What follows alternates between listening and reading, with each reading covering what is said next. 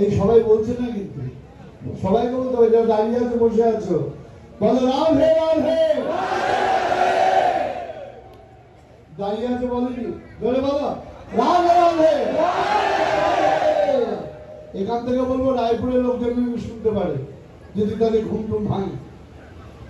হ্যাঁ, তাহলে ক্যাম্পের হাট থেকে আওয়াজ করবো, রায়পুরের লোকের ঘুম ভেঙে যাবে, এমন আওয়াজ করতে হবে।